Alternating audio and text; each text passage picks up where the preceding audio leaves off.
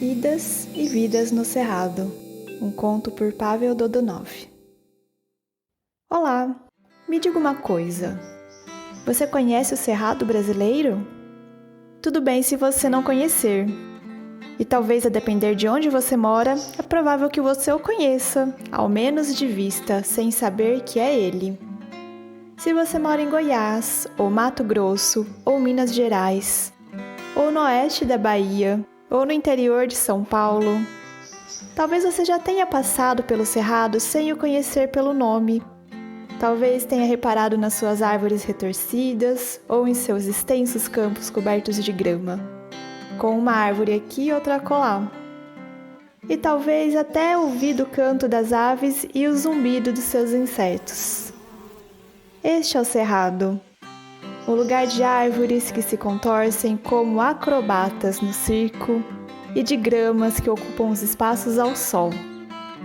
De noite, as silhuetas das árvores se destacam contra o céu escuro e límpido do inverno. De dia, o verde e o marrom contrastam com o céu azul. Mas chegue mais perto. Nem tudo que é belo precisa ser admirado de longe. Sinta a textura das folhas. As folhas cobertas de pelos, tão macias ao toque que lembram um bichinho de pelúcia. E outras duras, lembrando cartolina. As cascas das árvores são espessas, lembrando cortiça. Abaixe-se e olhe para o chão. O chão amarelado ou avermelhado, em alguns lugares tão duro que nem pegadas deixamos ao andar por ele. Em outros parecendo areia de praia. Sinta o cheiro das flores.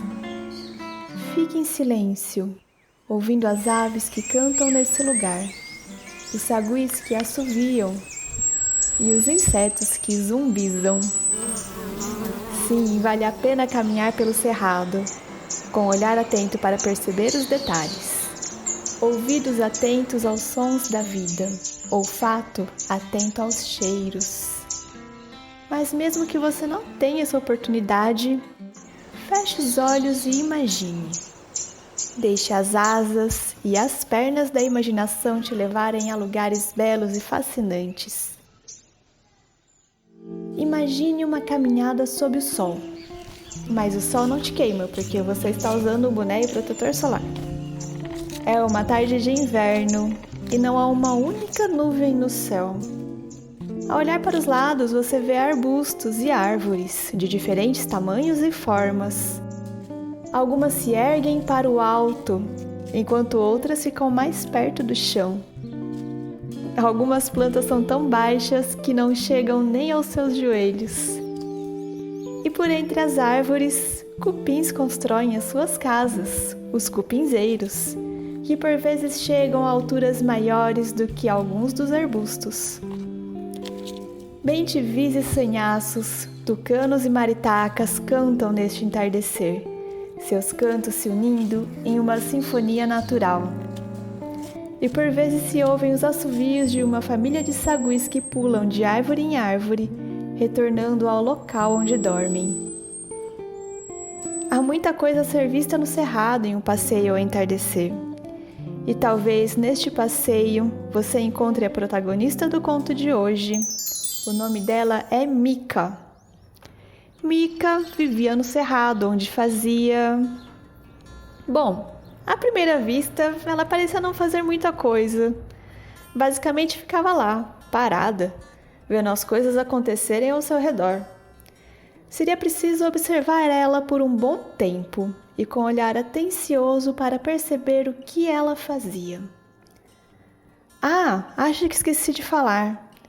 Mika era uma planta, um arbusto, para sermos mais específicos.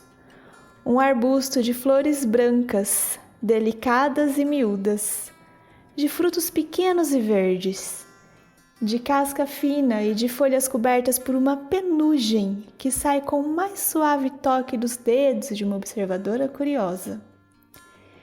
E Mika provavelmente não era o nome verdadeiro dela, até mesmo porque as plantas não se comunicam por som como nós, humanos. Plantas se comunicam por sinais químicos. basicamente pelo cheiro. Sabe aquela flor perfumada cujo cheiro sentimos de longe? Aquilo é a planta dizendo para algum insetinho ou um morceguinho onde tem néctar. Para assim o morceguinho ou insetinho, ao se alimentar, carregar o pólen dessa flor para outra. E plantas emitem muitos outros sinais químicos ou cheiros, a maior parte dos quais nós não percebemos. Mas como nós gostamos de nomes, vamos chamar a nossa protagonista de Mica. Ela era de uma espécie de planta conhecida por algumas pessoas como quaresmeira branca e por outras como olho de porco, e por algumas outras como canela de velho. Muitos nomes, como você pode perceber. E além desses nomes todos, havia mais um, este em latim. Miconia albicans. Sim, a mesma planta pode ser conhecida por muitos nomes, a depender de quem está falando. E o nome não é mais ou menos correto do que o outro. Portanto, nós aqui vamos continuar chamando a nossa protagonista simplesmente de Mica. Mica nasceu neste cerrado, muitas estações atrás. Ela não era muito grande, apenas um pouco maior em altura do que uma pessoa. Naquele cerrado havia diversas árvores e arbustos mais altos, mas também muitas plantas mais baixas, então ela se sentia perfeitamente confortável e feliz com a sua altura. Para que crescer muito mais se com seus quase 2 metros de altura ela já conseguia toda a luz que precisava para ter uma vida saudável? Era melhor usar toda aquela luz para produzir mais frutinhas. Frutinhas essas que os bem-te-vis, sanhaços e outros passarinhos adoravam comer. E as frutinhas eram cheias de sementinhas, que esses passarinhos dispersavam pelo cerrado. Assim, é possível que Mica já tivesse deixado seus descendentes por aí, embora seja difícil para ela saber disso. Plantas-mães não costumam ter muito contato com suas plantas-filhas. Foi de uma sementinha como essas que Mica nasceu. De uma sementinha bem pequena, que antes disso estivera dentro de um frutinho verde que tinha sido comido por um sanhaço. O sanhaço comeu o frutinho e assim carregou a semente para um lugar onde a semente, depois de uma chuva de verão, germinou e cresceu e deu origem a Mica. Algumas plantas têm sementes grandes, cheias de comidinha para as plantas que nascem delas. Assim, as plantas podem crescer um pouco usando essas reservas de alimento que seus pais gentilmente deixaram nas suas sementes. Mas Mica não era assim. A sementinha da qual ela nasceu quase não tinha comidinha para ela, de modo que desde sempre ela precisou se sustentar por conta própria. E ela fazia isso muito bem, obrigado. A luz do sol, as chuvas que caíam no cerrado e o ar limpo daquele lugar eram tudo que ela precisava para crescer. E assim ela cresceu, devagar, mas sem nunca desistir. Mica não era uma planta que desiste fácil. Às vezes, Mica sentia sede. Diversas outras plantas, arbustos e árvores que cresciam ao seu redor, tinham raízes muito profundas. Raízes que adentravam pela terra, se retorciam e iam até lá embaixo, onde sempre havia água, mesmo que não chovesse há meses. Mas as raízes de Mica não eram tão compridas. Se você pegasse uma pá e cavasse durante alguns minutos, você já poderia ver todas as suas raízes. Assim, quando se passava muito tempo sem chuva, ela não conseguia absorver a água que já tinha se filtrado até as profundezas do solo.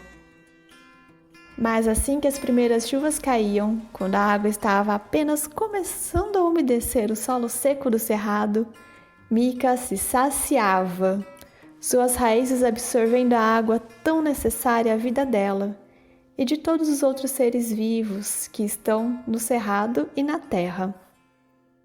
Falando assim, o cerrado, com suas árvores retorcidas, folhas que parecem bichinhos de pelúcia e solo arenoso, pode parecer um lugar seco, não é mesmo?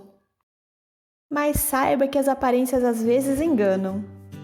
Admito, Na estação seca, podem-se passar meses entre uma chuva e outra, e nuvens de poeira se levantam quando caminhamos por aquelas terras. Mas, para compensar, no verão as chuvas são longas e intensas, e a água, além de dar de beber às plantas e aos animais, se infiltra no solo e, passando por debaixo da terra, alimenta nascentes. Estas nascentes, por sua vez, alimentam os rios, os quais alimentam rios maiores, os quais alimentam rios maiores ainda. Rios como o São Francisco, que dá de beber a uma porção considerável do Nordeste, e o Rio Paraguai, que alimenta o Pantanal brasileiro. Não é à toa que o Cerrado é chamado também de berço das águas. Mas Mica não sabia disso tudo. Ela só sabia que quando chovia, ela tinha água para beber e para assim continuar crescendo, produzindo frutinhas e, no geral, tendo uma vida saudável.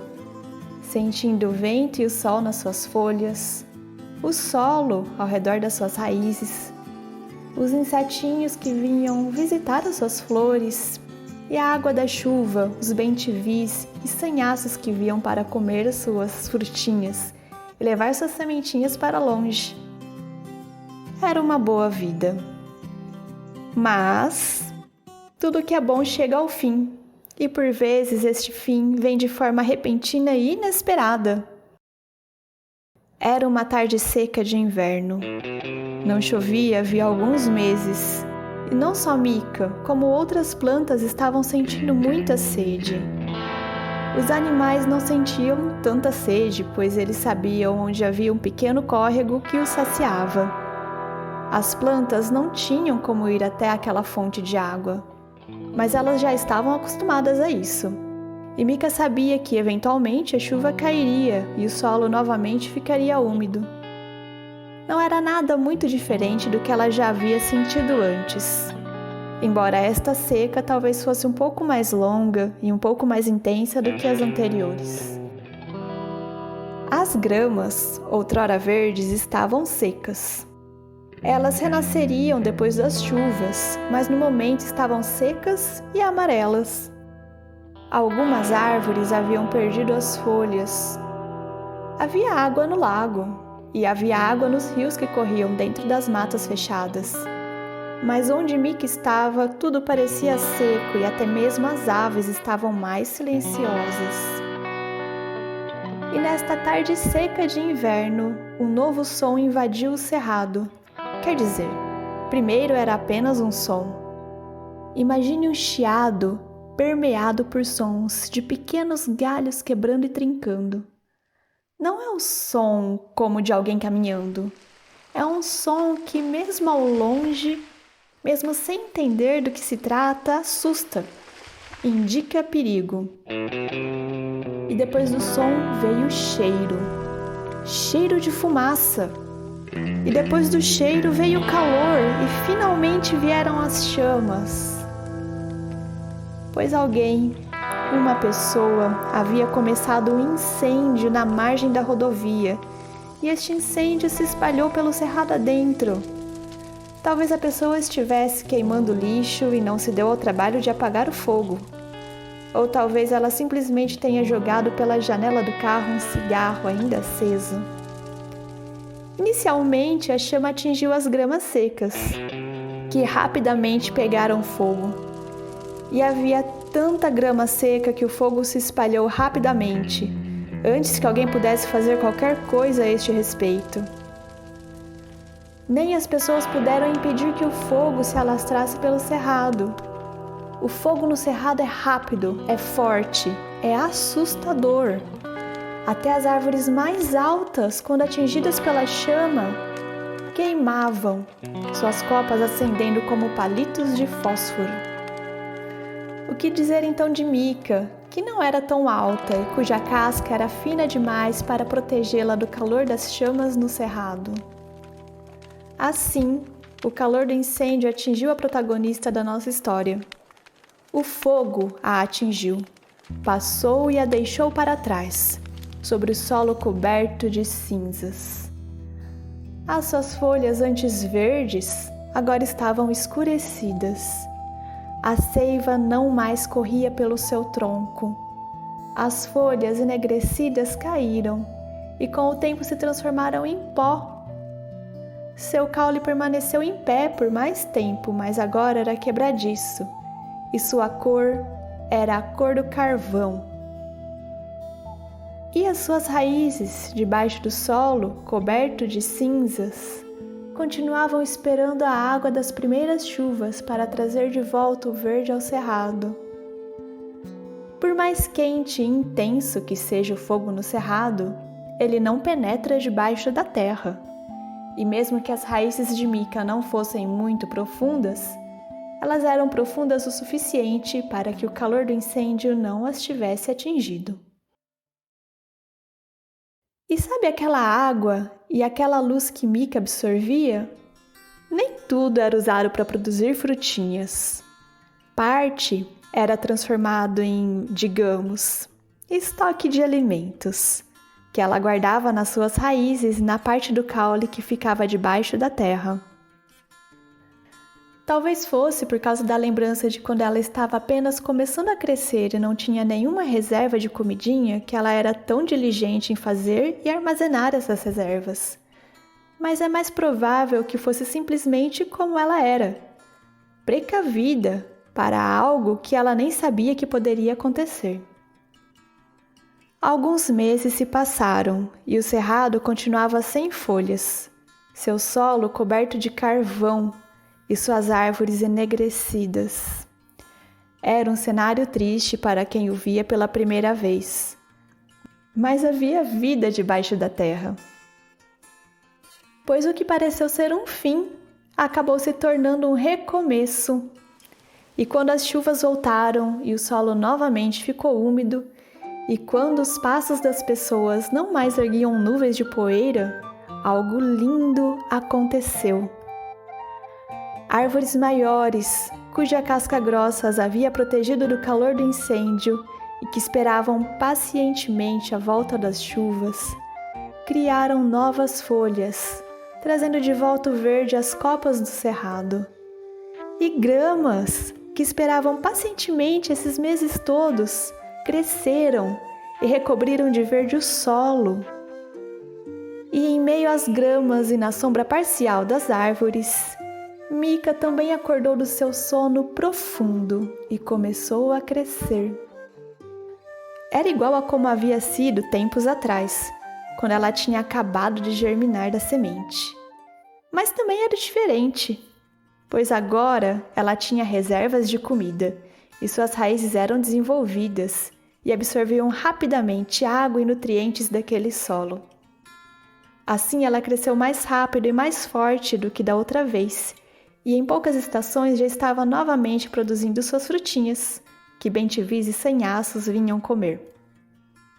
Pois embora Mika não soubesse disso, os seus antepassados, por gerações e gerações, haviam enfrentado incêndios como este. Bom, sendo sincera, os incêndios que eles haviam enfrentado, provocados por raios, ocorriam pouco antes das primeiras chuvas, e assim o tempo de espera até a água voltar a cair era menor. Já os incêndios provocados por pessoas muitas vezes acontecem no meio da estação seca, quando não há nem sinal de nuvem ou chuva por meses e meses. Mas mesmo assim, plantas nessas terras conseguem lidar com o fogo, contanto que tenham tempo para acumular suas reservas de comidinha, para quando o próximo incêndio vier. É neste ciclo de vida e renascimento que vive o cerrado, e neste ciclo viveu Mika, ainda por muitos e muitos anos, enquanto aquele cerrado onde ela vivia era preservado por pessoas que o amavam e protegiam. Vamos pensar juntos? Como você pode ajudar a proteger Mika e o cerrado onde ela vive? Gostou dessa história? E o que acha de ouvir um cientista falando um pouquinho mais sobre? Confere só! Olá! Quem fala aqui é Ellen, o Pavel, autor deste conto e membro do projeto E-Contos. Eu sou biólogo formado pela Universidade Federal de São Carlos, no interior de São Paulo, onde eu também fiz meu mestrado e meu doutorado. E durante muitos anos eu trabalhei com ecologia do cerrado, uma área de cerrado que fica dentro do campus da universidade. Eu trabalhei com ecologia vegetal, então isso quer dizer que eu basicamente ficava observando e medindo plantinhas no cerrado, e eu também guiei muitas visitas durante estes meus anos lá. E este conto eu escrevi pensando naquele cerradinho e pensando na ecologia das plantas que vivem naquele cerradinho. No cerrado, incêndios são uma coisa que acontece naturalmente, são um evento comum. Mas existe uma diferença entre os incêndios que acontecem naturalmente, que são aqueles incêndios provocados por raios. Então, quando está começando a chover, no final da estação seca, início da estação chuvosa, e tem raios caindo, esses raios podem iniciar incêndios. Eles iniciam incêndios, só que logo depois pode vir a chuva. Então os incêndios não costumam ser muito intensos. Já muitas vezes incêndios provocados por seres humanos acontecem no meio da estação seca, quando está muito seco. E não tem previsão de chuva. E se tiver uma chuva, vai ser uma chuvinha fraca, que talvez nem consiga apagar aquele incêndio. Então são incêndios mais intensos que causam um impacto maior. Mas mesmo assim, plantinhas têm as suas adaptações, elas conseguem rebrotar, porque elas têm reservas de alimentos, por assim dizer, nas suas raízes, em outras partes. Então, tempo depois, embora a parte da planta que esteja acima do solo morra, a raiz da planta continua viva, com reservas. E aí aquela plantinha consegue rebrotar e crescer mais rápido do que quando ela cresce quando está germinando da semente. E outras plantas têm casca muito grossa, muito espessa, então apenas a casca queima. As estruturas vivas da planta que estão debaixo da casca continuam vivas, de modo que ela também consegue voltar a crescer depois do incêndio. E eu acho isso uma coisa muito linda. Mas isso não quer dizer que dá para botar fogo indiscriminadamente, porque, bom, as plantinhas precisam de um tempo para repor as suas reservas nutricionais. Então, os incêndios naturais ocorrem em certos intervalos, a cada 5, 10 anos, algo assim, dependendo da área, às vezes mais. E se tiver incêndios muito mais frequentes do que isso, o cerrado pode não conseguir regenerar depois desses incêndios. E aí vai ter uma mudança de fisionomia, ou seja, uma mudança no tipo de vegetação, no tipo de cerrado que está naquele ambiente, enfim. E outra coisa importante, interessante assim, no cerrado é que dizem que a beleza do cerrado está nos detalhes. De modo que às vezes nós precisamos olhar de perto para ver toda a beleza que tem nele. Realmente, o que eu coloquei de folhas que parecem vestidas de pelúcia, isso foi algo que uma pessoa uma vez disse numa visita ao cerrado. E realmente parece. São umas folhas tão fofinhas, macias ao toque. E isso aqui é algo que você souber se você realmente prestar atenção. Olhar de perto, não apenas olhar de longe. E finalmente, pensando nesse conto específico, uma coisa que eu quis fazer nele, que eu achei ser interessante, foi que a protagonista ser uma planta e não um animal. Às vezes a gente não pensa o que uma planta faz ao longo da vida dela, porque ela fica lá parada. Mas se a gente pensar num tempo maior, ela teve o crescimento dela, enfrentou muitas estações secas, muitas estações chuvosas, pode ter passado por incêndios, enfim. Então plantas têm histórias interessantes que a gente dificilmente consegue acompanhar vendo elas, mas eu acho interessante pensar também na história das plantas e não apenas na história dos animais. E é isso, e espero que tenham gostado e bom sono para vocês.